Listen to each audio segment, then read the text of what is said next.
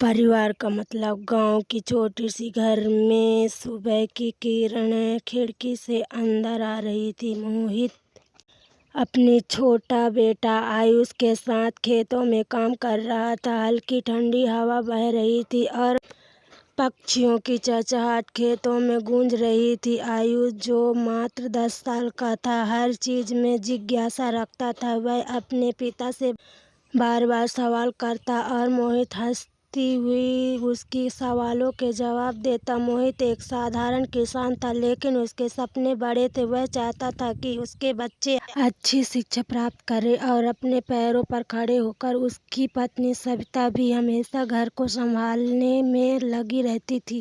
उसकी सास जानकी माँ भली बूढ़ी हो चुकी थी, लेकिन उनके चेहरे पर हमेशा स्नेह और अनुभव की झलक रहती थी। मोहित और सविता की बड़ी बेटी परी पढ़ने में बहुत होशियार थी। वो हर साल अपनी कक्षा में अव्वल आती थी और शिक्षक भी उसकी मेहनत की तारीफ करते थे। परी का सपना था कि वह पढ़ लिख कर अपने परिवार की स्थिति को बेहतर बनाए, लेकिन जीवन में हमेशा सरल नहीं। एक दिन मोहित को तेज बुखार आया। पहले तो उसने इसे सामान्य समझा, लेकिन धीरे धीरे उसकी हालत बिगड़ने लगी। डॉक्टर को बुलाया गया था, जिसने बताया कि उसके गंभीर बीमारी हो गई और उसे लंबे समय तक आराम करना होगा। समस्या यह थी कि घर चलाने वाला सिर्फ मोहित ही था। जब तो बीमार पड़ गया तो घर की आर्थिक स्थिति डगमगाने लगी। खेतों में काम करने वाला कोई नहीं था और बजट पहले ही बहुत कम थी। सविता ने सोचा कि वह सिलाई का काम शुरू करे, लेकिन गांव में महिलाओं के लिए काम करना आसान नहीं था। इधर परी भी समझ चुकी थी कि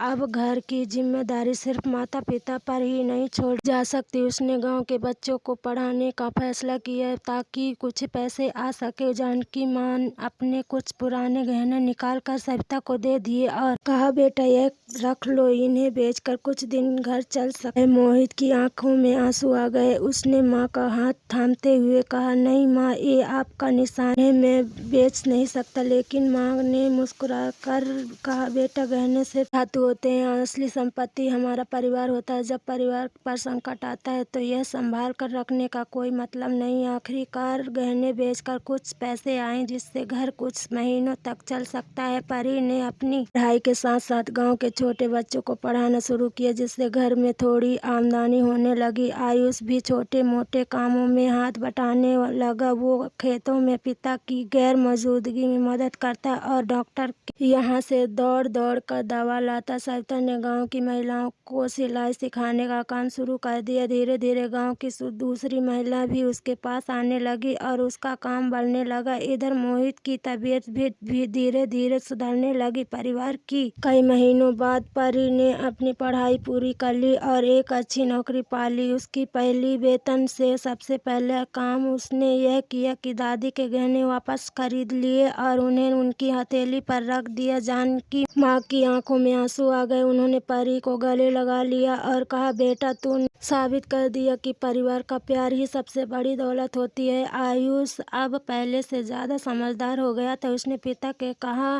पर पापा ने सीखा कि मुश्किलों कितनी भी बड़ी हो, अगर परिवार साथ हो तो सब ठीक हो जाता है। मोहित ने अपनी बेटे को गले लगा लिया और मुस्कुराते हुए कहा, बिल्कुल बेटा, परिवार ही सबसे बड़ा खजाना है। उसे दिन पूरा परिवार आंगन में बैठा हंस रहा था, खुश था। मुश्किलें आई, लेकिन उन्होंने एक दूसरे का हाथ नहीं छोड़ा। यही परिवार का असली मतलब है, जहाँ प्यार, त्याग और साथ सबसे बड़ी ताकत बन जाती है। तो दोस्तों, वीडियो अच्छी लगी हो तो वीडियो को लाइक करके चैनल को सब्सक्राइब कर दें। ऐसे ही कहानियों से लिए सुनते रहिए रूपा वॉइस। कल मिलते हैं अगली वीडियो के साथ।